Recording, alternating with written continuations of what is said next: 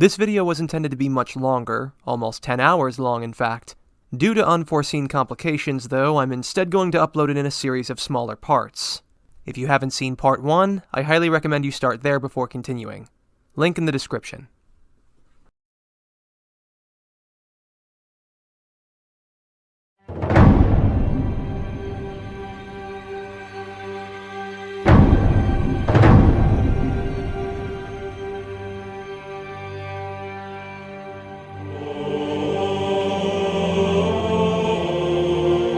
Protagonist of our therin legend, defender of Britain and all of Western Europe, wielder of Excalibur, bane of the Saxons, overseer of Camelot, head of the Round Table and all knights at which sat, and the most famous knight in all of human history. Though the legend is often muddled, we all know the name, the son of Uther, King Arthur Pendragon. While this interpretation of the character seems to follow closely to those descriptions, there is one characteristic that was exaggerated in their world.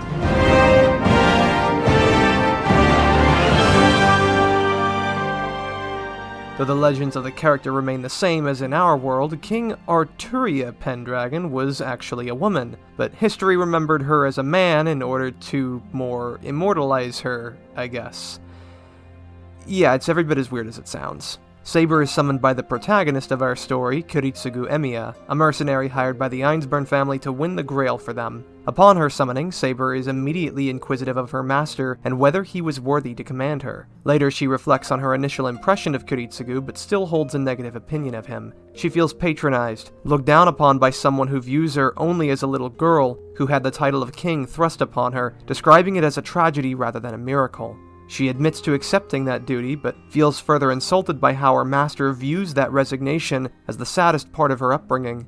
Although the amount of pride she has in that upbringing also seems to have its limits, this first outlook did nothing to shrink the ever-widening gap between the two of them. During the first few days of the Grail War, Saber is relegated to a bodyguard for Kiritsugu's wife, Irisfeel. Upon arriving in Fuyuki, Irisfeel confides that she wishes she could see the city. She spent her entire life locked up in the Einsburn castle, trained and even created for the sole purpose of the Grail War. Saber, in her protective manner, could not allow her to travel out in the open when they could be attacked. However, what's most telling about her character is how easily this mindset is swayed. Being someone who was also groomed at a very young age to be king, and relegated to her own duties to Camelot, it's not hard to imagine Saber sympathizing with Irisfeel. Changing her mind so drastically shows that she also holds some level of regret for the similar fate the two of them share. She could have just stayed the course and continue onward until arriving at the next safest location, demonstrating that she views the importance of the mission over Irisfeel's feelings. Instead, she risks the possibility of attack in order to give Irie the freedom that she hasn't had the opportunity to feel for her entire life. The scene yet to follow is also consistent with this mindset. Come nightfall, the two find themselves at a beach and Saber shares her opinion on the ocean. It was often a source of attacks from the mainland that she had to fend off and found herself hating it more than anything. The fact that something like the beach, so synonymous with the joys of summer, was something she was instinctively taught to resent, reflects again that she too missed her chance to live a normal life. This is further accentuated 2 episodes later. After the duel with Lancer and suffering a fatal injury that can't be healed, the two are forced to retreat by car. Irisfeel takes the wheel, driving with rather joyous abandon. Her recklessness near a cliffside instills a level of notable anxiety in Saber. What's supposed to be a rather comedic scene left here for the sake of levity is actually yet another piece of development for both Saber's character and her relationship with Irisfeel. Irie says that she was only ever allowed to drive around the courtyard, and that it was by far one of her favorite gifts Kiritsugu brought her from the outside world. This is her first opportunity to do something she's so incredibly fond of outside the confines of her cage. This doesn't mean that Saber isn't concerned about Irie's safety. When Castor appears, she doesn't wait for her to recognize there's a threat and stops the car herself. This is also perhaps because, if their roles were reversed, Saber would have felt robbed of such a rare opportunity. In a way, these scenes serve to construct a powerful bond between the two of them, but they also paint a picture about the person Saber is, her upbringing, and even how she views it. Irisfeel is, in many ways, a mirror held to Saber's face. Saber's views towards her upbringing could also be compared to her own, and that she holds some level of regret that she was fated to be the ruler of Britain.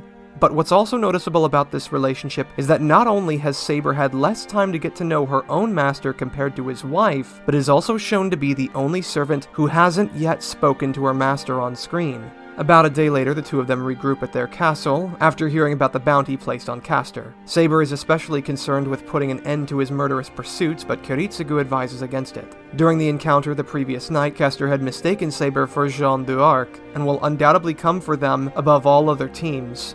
Meanwhile, all of said teams will also be aiming to eliminate Castor in return. Kiritsugu sees this as an opportunity to use Castor as bait to lure enemies out into the open, since Castor will almost always be nearby. The problem is, they will have to allow Castor to continue murdering children a while longer. Obviously, Saber objects to this, but her master won't be moved. Moments later, Castor appears in the forest in front of Saber. She leaves to engage him just before Lancer joins the fight. They force Castor to retreat, but the two of them learn that their masters were conducting a duel of their own in secret, of which Lancer's was the loser. Saber allows him to retreat in order to save his master. She understands that if he was defeated, the two would not have the chance to finish their duel. She shows a great level of trust in someone who she understands is her enemy. This behavior isn't unfounded given the courtesy Lancer had shown to Saber the previous night. Even still, she shows an immeasurable amount of faith that Lancer wouldn't betray her and eliminate Kiritsugu instead. She's also deeply frustrated with her master's actions. Because of their battle, Lancer and Saber had to let Castor escape in order to facilitate Cainith's rescue. Had their master's duel never happened, Lancer and Saber could have finished theirs afterwards. Unfortunately, she learns once again that Kiritsugu will not be swayed in his methods. It's at this point that we've learned quite a bit about Saber's ideals, motivations, background, and her character in general. But now it's time to do something with that character. And from here onward, Saber will have 3 encounters which both challenge her and create her own tragic arc for Fate Zero. Let's start with the first of those 3. Some episodes later, Ryder arrives to engage in his banquet of kings, with Archer following not so far behind, and the 3 discuss with one another about who deserves the Grail most. The main point of the scene is to contrast Ryder and Archer's beliefs with Saber's. They believe that a king's legacy is so important it makes the needs of the people virtually meaningless, whereas Saber believes that a king's entire duty is to their people, regardless if it ruins their legacy in the process. A king must be willing to sacrifice anything for the betterment of the nation, even their marks on history, if it meant their life, their legacy, or their very soul. To Saber, a king is a martyr to the people they rule. Otherwise, they wouldn't be a king without them. As mentioned, Saber wants to undo the destruction of her homeland as though it never fell. You also know my thoughts on Ryder's response to this, but apparently I'm not the only one who takes issue with this scene, but not because of Ryder. There is a vocal part of the Fate community that don't believe Saber's reaction to Ryder's speech is in character, and that she should have dismissed his ideas of kingship altogether. That, if this were in character with Saber from the visual novel, then she wouldn't have cared about anything he said. But the thing is, she didn't.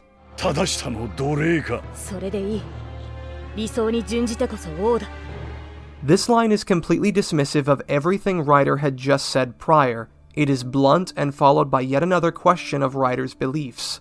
Leading up to this dismissal, Ryder made the following 5 arguments. He appeals to Saber about undoing her legacy, says that people serve the king, not the other way around, claims that true kings, whether they're tyrants or not, do not show regret, denounces Saber's wish as an insult to those who fought with her, and then concludes that no one, king or not, should have to live as a slave for what's right if it costs them so much.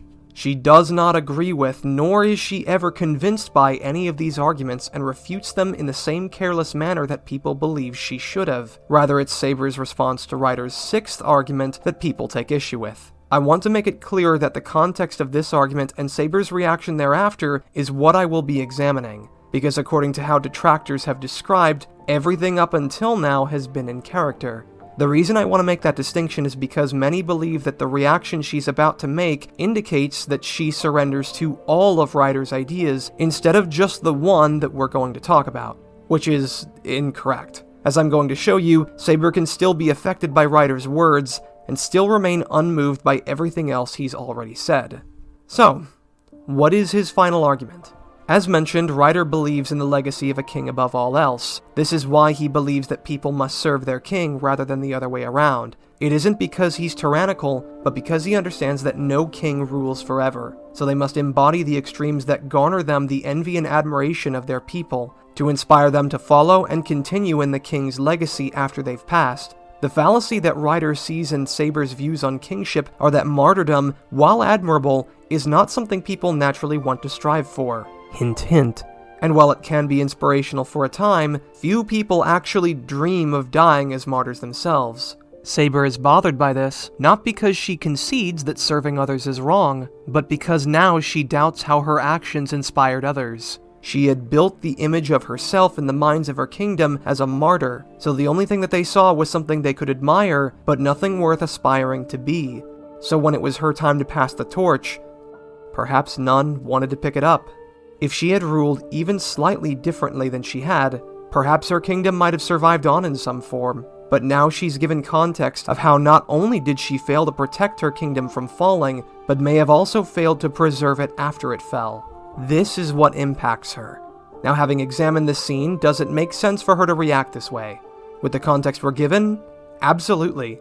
Saber's whole character is built on the doubt and regret that she had as a king.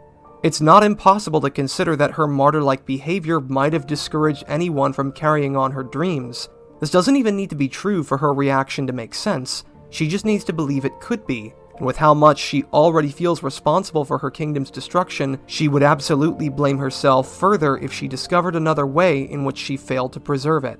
But that's not the real problem here, though. Is her character consistent with Fate Stay Night?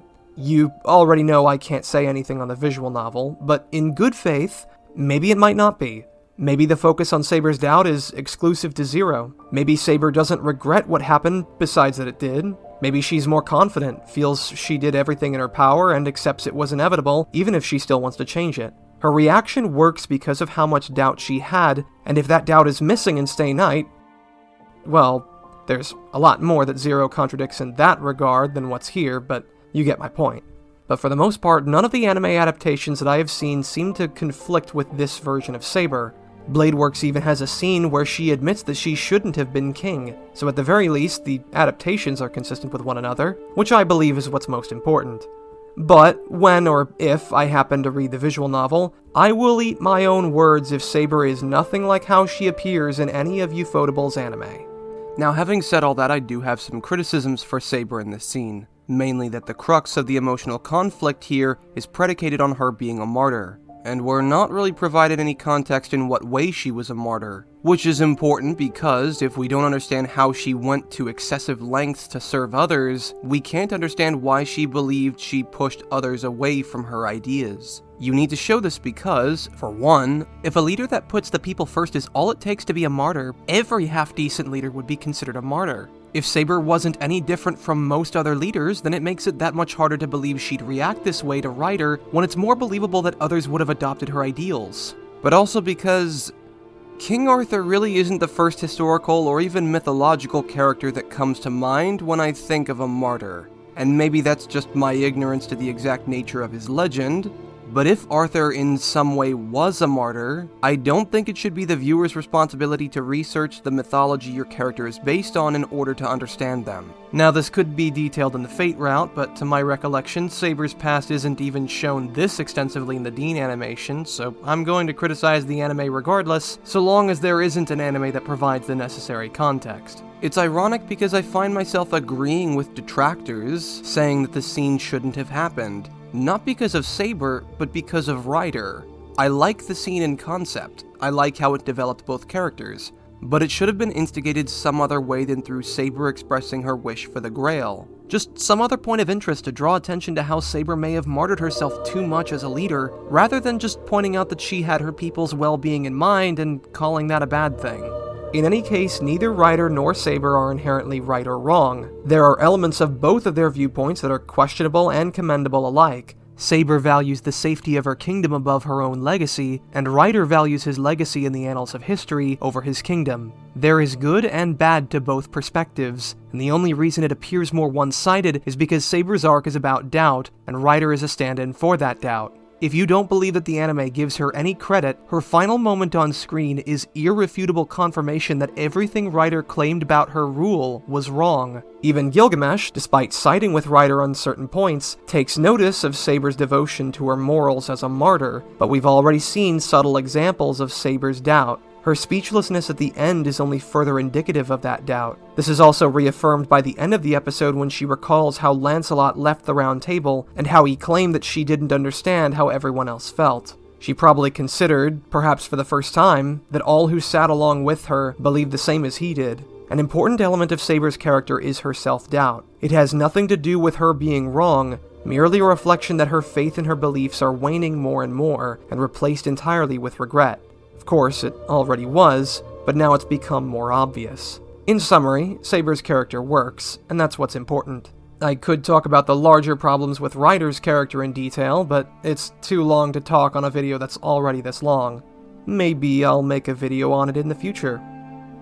Or not, I don't know. After the numerous battles and encounters, it's become apparent that the Einsburn Castle is no longer a sustainable hideout. Kiritsugu continues his hunt for other masters while he has the rest of the team regroup at a new location unknown to the other masters. While preparing to set up a proper workshop, Saber discovers that Irisfiel has been suffering from an unknown illness. She is slowly turning into the Grail the more time passes, but this is admittedly more important to Kiritsugu's story than Saber's, so we won't focus on it too much. The day after, the battle at the river ensues. You fucking know it. And everything plays out as mentioned so many times previously. Ryder traps the monster while everyone else forms a strategy. Before any suggestions are made, Kiritsugu manages to inform Lancer about Saber's noble phantasm. What's interesting is that Irie was equally as willing to withhold this information from Lancer as Saber was. It's unknown if she would have eventually caved in and told Lancer herself. That would be the best interpretation, considering the dire circumstances. But her understanding of Saber's desire to finish her duel with Lancer honorably is, if nothing else, an example of how close the two have bonded with one another over the past week. And more telling still, how much the opposite can be said about Saber's relationship with her real master. With this new info, Lancer allows Saber her noble phantasm, and she destroys Castor. The episode's most telling contribution to Saber's arc is its conclusion, where Ryder and Archer sit atop the Fuyuki Bridge and discuss their views on Saber.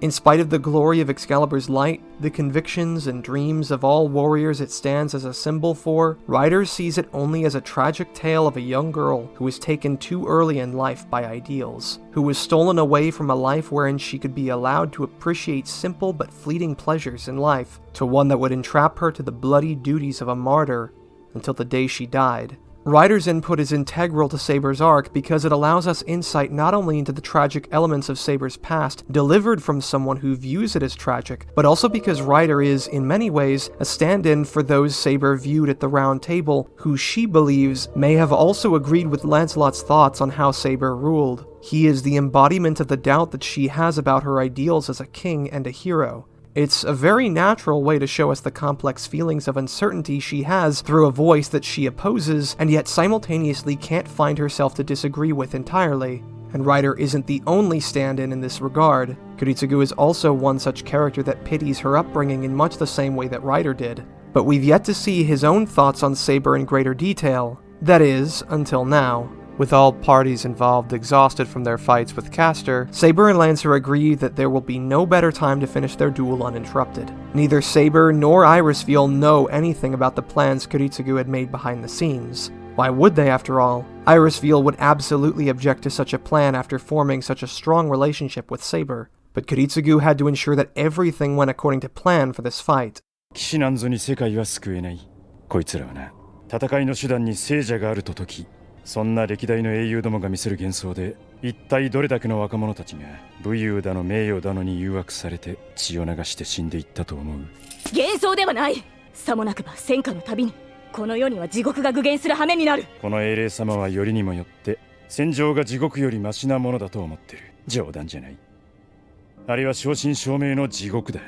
Saber is much more opposed to Kiritsugu than she was to Ryder, despite both characters acting as a level of doubt to her beliefs. But where Ryder's opposition is reflective of her self-doubt, Kiritsugu is almost a direct contradiction to her beliefs as a knight.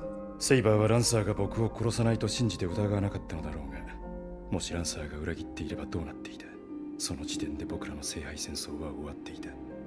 In her fight with Lancer not a moment ago, she deliberately handicaps herself. For everything that Lancer has done for her up until now, she feels she has to repay that, especially being a fellow knight. It wasn't so much that she wanted a fair fight like he did. Like I mentioned earlier, it's doubtful she would have shown the same courtesy to someone like Berserker or Caster. Saber's relationship to Lancer isn't how she would treat any adversary, not even another knight. He is someone who she wants to return the respect that he has shown to her. She knows that Lancer wants a fair fight and is willing to give it to him as a courtesy. This is the honor that she speaks about upholding. The respect that she insists to Kiritsugu is the only thing that keeps something as constant as war from becoming hell itself. And that is commendable, but in a way, she's also nearly sabotaged her team in the process. Had she lost the fight and failed to deliver the Grail to the man she believed would use it to save the world, to bring back her kingdom, it would have entirely been her fault for allowing that to happen. In this case, ironically, Saber's ideals are what most put her goals at risk, while Kiritsugu's more psychopathic and disreputable methods are likely what saved it from failing, at least for the time. This gives quite a bit of insight which we didn't have previously, but it also shows yet another far more prominent reason for Saber to doubt herself. Her beliefs as a king and a knight have both been challenged and deconstructed. Ryder made her believe that the way she ruled may have doomed her kingdom's preservation. Now Kiritsugu shows how her faith in her code could have also lost them the war. Though she resists the latter, challenging her beliefs and bringing this doubt all the way to the forefront has been a constant motif throughout the arc that's been developed. There is now only one more encounter left to complete that arc, one more person to tear Saber down entirely. A little while after Tokiomi makes his alliance with the Einsburn team, Irisfeel is kidnapped by Berserker, and Saber fails to retrieve her. Kirei makes his declaration to end the war. Kiritsugu and Saber move to intercept him, and Saber encounters Berserker. そんな。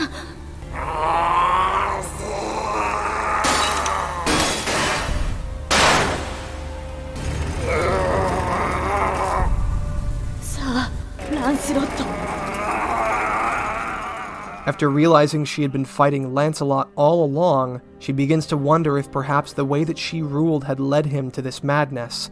As a point of criticism to this scene, not much can be said explicitly why she believes this. Most of their history is left entirely to inference, due to the lack of info that we have. Plus, there weren't any Arturia prequel media that existed before this, so unless it was detailed in the visual novel in some way, the onus is on Zero to expand on Lancelot's background. Yeah, I think it's safe to say Berserker is the worst character in the anime. We'll never know what sins Lancelot committed, why she never judged him, or how the lack of judgment led to this descent, but it's much more important that she believes it was her fault, rather than if it actually was. She doesn't want to kill Lancelot, but ultimately decides that she wouldn't be able to make up for what happened if she didn't claim the Grail. Unfortunately, she would never reach it. In the next room over, she encounters Archer. Before they can engage each other, Kiritsugu silently enters the room from the opposite end of the auditorium, and orders her to destroy the Grail. たった3度の命令のみの関係で、一体何が見抜けたというのか。私は、もっと身近に仕えてくれた者たちの心すら、見通せなかったというのに。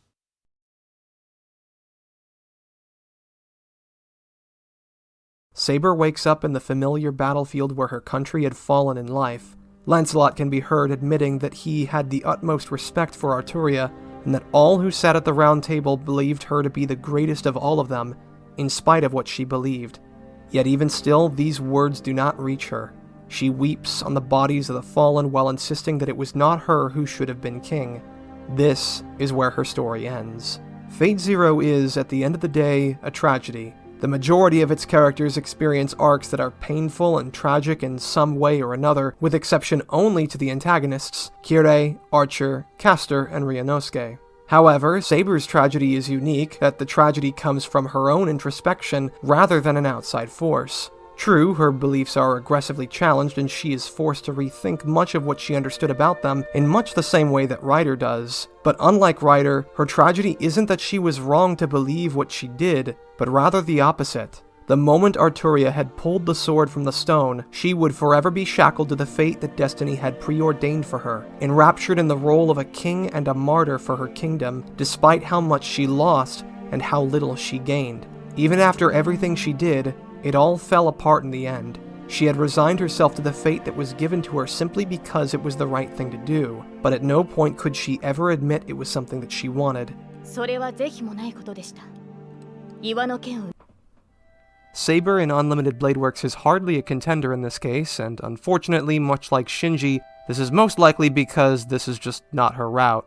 Though that doesn't mean there isn't something of value here. So in this route, what happens to her after the events of Fate Zero? Saber is summoned immediately in the midst of a fight between Lancer and her new master, Shiro Emiya. She manages to fend off Lancer, but before she can chase him, she's intercepted by Archer. She engages him, but Shiro stops her with a command seal just in time to realize that they're all among friends. After that, the three have a chance to talk. For one, Saber's master is a novice. He's unable to use complex magics, let alone act as support. His inexperience also appears to have left her in some kind of incomplete state, as Rin puts it, leaving her at less than full strength for the time being. Rin offers to take Shiro to the Overseer in order to fully understand the Grail War. Shiro initially turns this down, then Rin offers for Saber to come with her. To compound why Rin would even offer to see Kirei, just so that she could explain something she could also do herself, Saber would never approve of such a visit, not if Shiro didn't want to go and it meant leaving him here alone. They've already been attacked not an hour ago, so leaving could mean encountering a second enemy in the same night, which is also what happens. And given Saber's incomplete state, that's the last thing they'd want right now. That doesn't stop them, however, and after their visit, Shiro commits to being a full master in the war. Archer proposes they terminate Shiro now. Saber gives no mind to the servant that just suggested they murder her master. So far, the episode is painting Saber to be somewhat less cautious than she was before. Well, without reason at least, but let's see what else happens. Her cautious behavior immediately surfaces, however, when Berserker appears before them, but again vanishes when Shiro runs ahead of her to see the fight with Archer, while Saber stays far, far behind them. Luckily, she's able to intercept Berserker a second time and manages to distance him further from Shiro. However, this is reversed moments later when Rin and Archer fail to kill Berserker again, and Saber instead positions herself opposite to Shiro in relation to Berserker. This puts her master in further danger, as all it would take is for Berserker to turn around, charge her master, and she would be unable to intercept him in time. Further, she instead runs away from Berserker, simply hoping that he would chase her, despite his first two attacks being aimed directly at her master. Had she been wrong about Berserker, she would have endangered his life even further. And I mean, to her credit, he does end up chasing her instead, so this is also pretty stupid for Berserker, but this is Saber's section, so we're not going to talk about that. The fight continues until Saber manages to temporarily incapacitate him using her Noble Phantasm. At this point, the claim that she isn't at her full strength is kinda BS. Regardless, Archer incapacitates Berserker even further with a massive explosion. Shiro gets Saber out of the area before the arrow hits, Ilya decides to withdraw, and Shiro falls unconscious. While his injuries are being healed, Saber, instead of remaining by her master's side, chooses to rest in the dojo while leaving him alone in the same room as another master who she barely knows or has reason to trust. あなたは会ったばかりのサーバントにそこまで心を許していたのですか?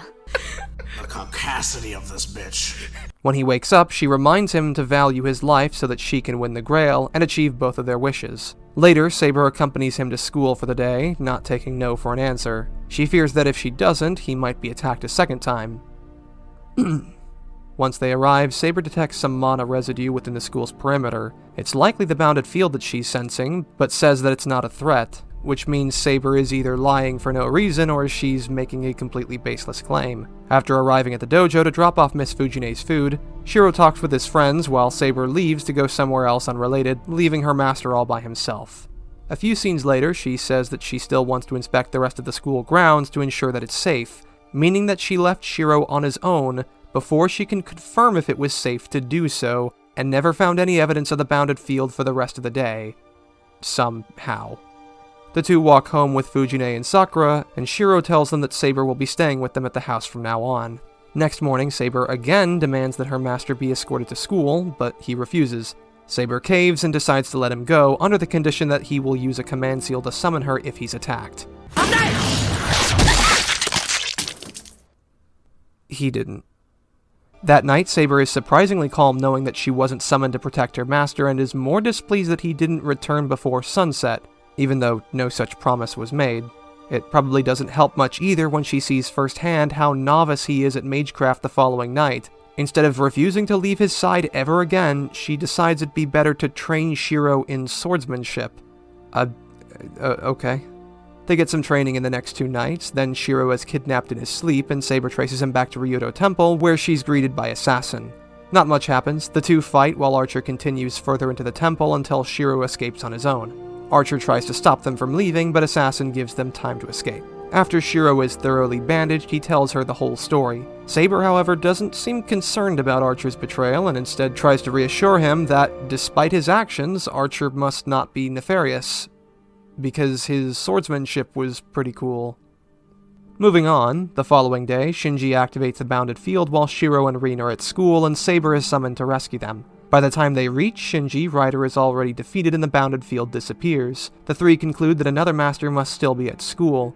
In spite of knowing her master is still attending a school with another more dangerous master, in spite of being wrong that the school was ever safe, and in spite of the other times that Shiro was attacked while she was unable to help, Saber doesn't insist on accompanying him wherever he goes in order to prevent this from ever happening again. Before this, she could be summoned with a command seal, but now Shiro only has 1 remaining. Any attempt to summon her at this point would be meaningless, as he would no longer be a master. This doesn't appear to concern her at all, and she allows him to return to the school the following day. This seems to be a recurring theme throughout Saber's involvement in Unlimited Blade Works. It isn't that she doesn't appear to care about her master's well-being, as there are enough examples to show that she does, but there are just as many, if not more, that also suggest the opposite. Over the next 2 consecutive nights, Shiro and Rin believe that they've found Castor's master and set up an ambush for him on the 2nd. I've already talked about the inconsistencies and power levels regarding Castor and Kuzuki, but let's examine this fight a little bit closer, as I don't think I've stressed yet the prominent examples of blatant plot armor, or plot poison in this case, especially when considering the kinds of defenses it receives. Of the main defenses towards the outcome, the most notable is that Saber was caught off guard when fighting Kuzuki. She wasn't expecting him to be any stronger than an ordinary mage, and the fact that she underestimated his abilities is the reason she lost this fight. This argument not only ignores several crucial details that would imply the opposite, but also that some of those implications paint Saber to be incredibly weak, if not entirely incompetent. For one thing, if she was caught off guard, then why was she, well, on guard?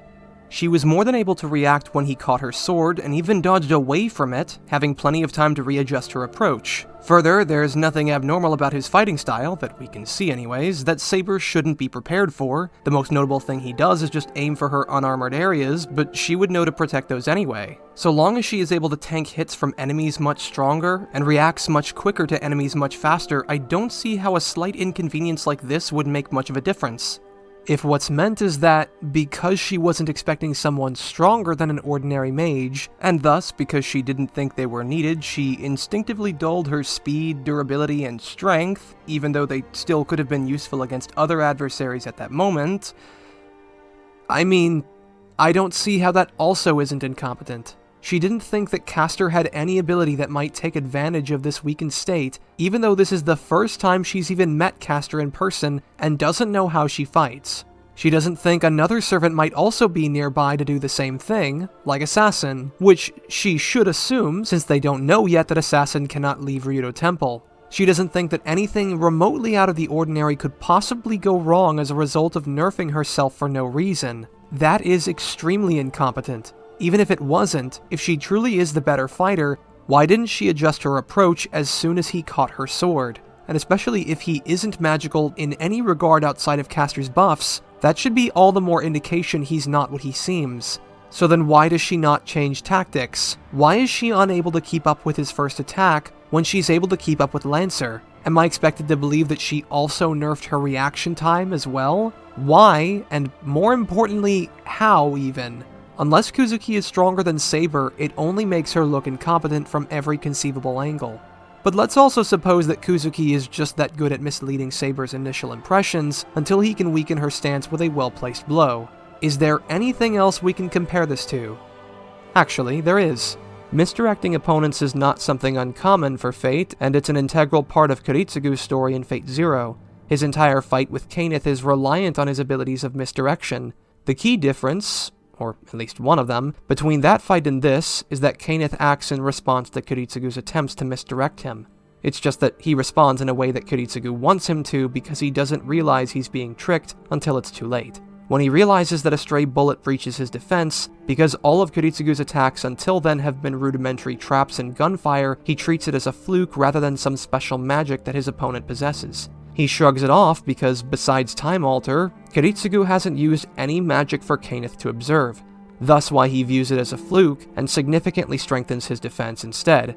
He's not going to risk another stray bullet making it through when his life is on the line. Saber, however, simply continues to treat Kuzuki as though he isn't a threat, even after he successfully grabs her sword, which is invisible and makes up a shape and length that Kuzuki could not possibly know. She doesn't react appropriately to Kuzuki's actions and just continues to underestimate him. If I'm supposed to believe that this isn't a result of Kuzuki simply being faster than Lancer and stronger than Berserker, this simply makes Saber look incompetent. In Fate Zero, it made sense for Kenneth to play around with his prey. Besides Kiritsugu's attempts to lower his enemy's guard, Kenneth already viewed Kiritsugu as beneath him, taunting him while still retaining a calm demeanor. He was so insulted by his enemy's usage of cheap tactics when, just the previous episode, Kenneth had set a wide array of magical traps throughout his fortress with far more gruesome consequences, and all of that hard work went to waste because of some rudimentary C4 explosives. He wants to draw things out as much as possible to make the kill that much more painful,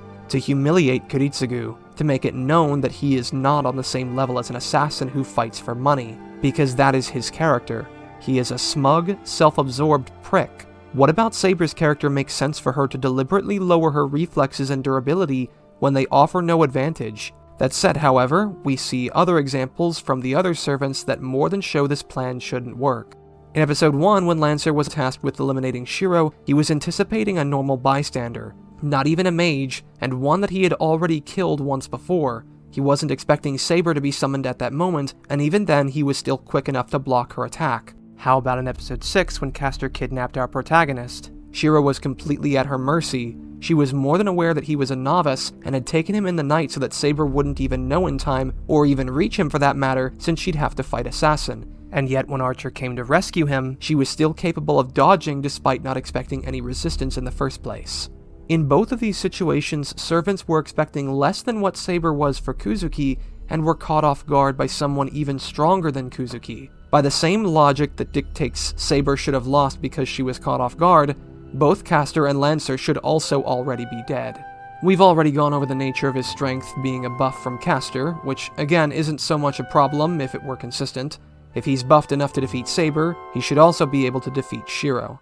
Besides that, the only other notable argument I've heard is that Kuzuki uses an unusual fighting style meant to misdirect and deceive his opponents, which, at least from the times I've encountered it, is a mostly baseless argument that is usually delivered without reference to the fighting style shown. This argument also doesn't hold up when considering how he fares against Shiro, because it expects us to believe that his fighting style is simultaneously incalculable enough that the most famous swordsman in all of human history is unable to block the first few strikes, Well, he's fairly intelligent. while simultaneously predictable enough that a high school student with fewer than 12 hours of total combat experience is able to figure it out after watching it for less than a minute. He's full of shit! I realize that I'm getting off topic. There's a lot that could be said about this fight and the many invalid arguments used to defend it, but I'll have to save it for another time to keep things focused squarely on Saber's character. Archer and Kuzuki retreat and our heroes return home. The night after, they talk about their next moves while Shiro struggles to recover from the fight with Castor. Much like before, the preceding events have less to do with Saber's character as it does Shiro's, so there's little relevance here. Something actually worth noting here is Saber's reaction to Archer when he comes to help Shiro with his injury. She acts hostile and seems to expect a fight. This, along with her disagreement with Archer after the bounded field was activated, are both starkly contrasted by her first initial thoughts on Archer as a person. その散りざまを罵るとは貴様こそ英雄を名乗る者かならば私と戦うかアーチャーアーチャーは非道ではないと私は思います彼の剣技は清流のようでした心によこしまなものがないのでしょう Keep in mind the latter happened after Archer had tried to kill her master. This isn't so much of a criticism of her behavior now as it makes far more sense than it did then, but it didn't make sense back then is what I'm getting at. This is unfortunately where I don't have as much to say about Saber, at least for the next few episodes, mostly because she isn't a central character for many of them, where Saber is captured in order to move the plot back towards fighting Castor. There's not much I can really say about Saber's character from her interactions on the date between Shiro and Rin, because, again, it's not about her. Even during the fight with Castor, what more is there to say about her that couldn't already be inferred? Something that is interesting to think about is how the anime never explores the implications of the fight in episode 12 after Saber is rescued. She's greatly opposed to Shiro's idea to give up his command seals without a fight, an act that would also give Castor control over Saber. 令状を奪うだと。令状を私のマスターに移植する。そしてセーバーには目障りなバーサーカーを倒してもらうとしましょう。 Even though Saber still intervened, the results would still be the same. Castor takes his command seals, Shiro is removed from the war, and Saber is forced to serve Castor, an outcome that she would have rather fought to avoid. Instead, she is forced by command seal to submit to Castor. All choice is removed from the equation, her autonomy is completely stripped as her violation and humiliation only begins. And yet she holds no resentment. She doesn't have anything to say to Shiro once everything is said and done. Nothing about how he should have stood by and let her rescue Fujine, how all of this could have been avoided. Even if that isn't true, clearly Saber believes it is, based on her actions. It's odd because just about everything that she believes that reinforces the emotional conflict in episode 12 is completely gone in the second season, as though those beliefs, motivations, and character were never there to begin with. It really puts into perspective how, for the next 6 episodes, she's just a prop. It's even worse when you consider how apathetic she is about the whole thing. At first, Saber resists her orders, forcing her to use a command seal to kill Rin, but once the fight is over, any resistance disappears arbitrarily. She doesn't try fighting Castor and forcing her to use another command seal, and by which time, Castor would only have one left. After that, it would be over. Saber simply goes along with Castor and everything she does for no reason, mostly because when you consider how easy it'd be to inconvenience Castor, the next 5 episodes can't happen if she did. Rin and Shiro fail to rescue Saber, but during their fight with Castor and Kuzuki, Archer betrays his new master and frees himself from their pact. He then redirects his attention to Shiro, but Saber protects him, he manages to distract them with his noble phantasm, and then kidnaps Rin during the commotion. Shiro and Saber leave to prepare, also enlisting Lancer's help along the way. When they arrive, Archer informs them that he's given Rin over to Shinji. You know, the guy. This does not concern Saber enough to rescue her. More than that, when Lancer says that he will not only rescue Rin for her, but that his master wants him to rescue her, that doesn't raise any red flags for her either. Saber simply chooses to put all of her trust in another servant who she hasn't known since their first fight more than a week ago. Meanwhile, her reason for staying behind is she wants to witness the fight between Shiro and Archer. Not to help, but just to watch. I want to also remind you that if anything even remotely sensible happened in the scene to follow, if Kirei had decided to make any decision besides senselessly killing his servant, or if the events weren't so contrived that Lancer stayed dead, Rin would have been killed, and it would have been entirely Saber's fault. Moving on, Shiro finally has his duel with Archer, and like most of the events in Season 2, very little of it concerns Saber directly. There are some elements of her character that are elaborated on, however. She compares her self-doubt in her standing as a heroic spirit to Shiro's own inner conflict represented by his fight with Archer. She sympathizes with Archer, that Shiro's ideals will only bring him despair in the end, akin to how she feels about her own ideals as a king, yet also finds that Shiro isn't wrong either. It's a nice acknowledgement of her character from Fate Zero, and even more reassuring when she later admits that she was wrong to doubt herself, but as mentioned, it doesn't mean that much since this isn't her route. Rin arrives just in time to see Shiro end the fight, but Gilgamesh blindsides them by shooting Archer in the back, killing him. Gilgamesh reveals that he achieved incarnation in Zero and plans to use the Grail War to genocide the world. Further, he reveals that the Grail was unattainable to Saber in the first place, as it can only be used by mages. This would feel like a neat reveal if obtaining it was a prominent part of Saber's story from the beginning, but like a broken record, not her route, so it's mostly irrelevant. Gilgamesh leaves and summons the Grail, and the trio are forced to retreat to heal up and prepare for the final fight with him later that night. Shiro and Rin will attempt to shut down the Grail itself while Saber keeps Gilgamesh busy. Once they're done, Shiro will finish the fight himself using unlimited blade works. Unfortunately, when she arrives, Saber is met by Assassin, forcing Shiro to fight Gilgamesh himself. She defeats Assassin and arrives in time, but Shiro insists that he has things under control, and she instead opts to help Rin when the Grail needs to be destroyed. From here, her only remaining purpose is to wait at the edge of the lake for Rin to rescue Shinji, then Rin orders her to destroy the Grail with her last command seals to reinforce her resolve. Saber then fades away, and her story is concluded. Though calling it a story is somewhat generous. Again, what seems to be a common theme among the characters from Blade Works is that they don't receive nearly the amount of attention as characters from Zero. but if assassin is proof of anything, that much by itself isn't the problem. You can have characters with less than 2 hours of total screen time that still manage to be relatively consistent. For nearly a third of all of her screen time, Saber is simply treated like a prop. For starters, much of her choices, especially in the early episodes, seem to counter many of her established goals. At one moment she shows concern for Shiro, but as danger looms closer and closer, she becomes more reluctant to ensure his safety, instead putting her trust in another master with little question of what she might do to him while she isn't looking. This same level of apathy also carries over to her new master, as Saber yet again places all of her trust in another servant who she barely knows to rescue her new master, and doesn't do anything productive or narratively meaningful in the meantime. In the second half, she behaves as an arbitrary damsel in distress, despite all reason that she should be more proactive in combating the threat, all just to move the plot in the direction it ends up going. Then afterwards has moments of self-reflection in regards to her past that would seem like a payoff to a journey of hers, if only she had been going on one in the first place, leaving these moments to feel narratively incongruent with what the story has truly been about, or at best, just hollow. To her credit, this is hardly as bad as some of the other faults previously mentioned so far. She's not even a contender for the worst character in the show, but there's not enough present to make up for the bad. And even still, Saber was not a difficult character to mess up when considering her limited role in the story.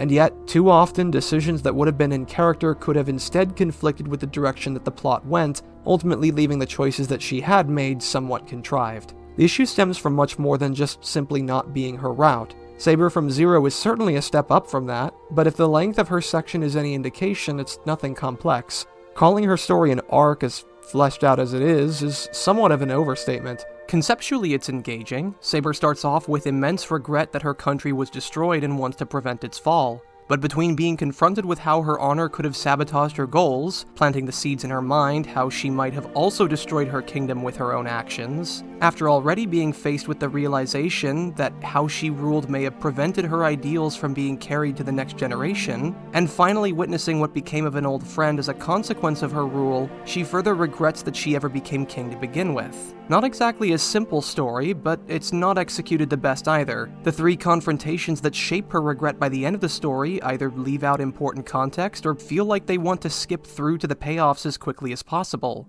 We're given no context as to what about her behavior in life was martyr-like, such that it would drive people away from her ideas like she thinks it would. And I'd be surprised if the actual Legend of King Arthur supports as much. Neither are we given context about Lancelot or why Saber believes her actions drove him to madness. And context is kind of necessary when your plot is about gaslighting your character into believing a falsehood, because you need it to be just as believable in the heat of the moment to the viewers as it is to Saber. It just takes time to set up a lie that believable, and Saber's journey doesn't want to take that time to really allow that lie to take hold. I still consider it a good story, just one that's heavily flawed, which is still more than I can say for Bladeworks. Again, the issue that I have with many of the side characters in this show isn't that they aren't developed, it's that they're underused, that you have characters with motives that they simply do not act on or don't even participate in the story. I could forgive it if it were 1 or 2 characters in any given route, but to have almost half the cast that we've gone over thus far be so inactive, whether for a reason or not, feels overambitious at best and lazy at worst.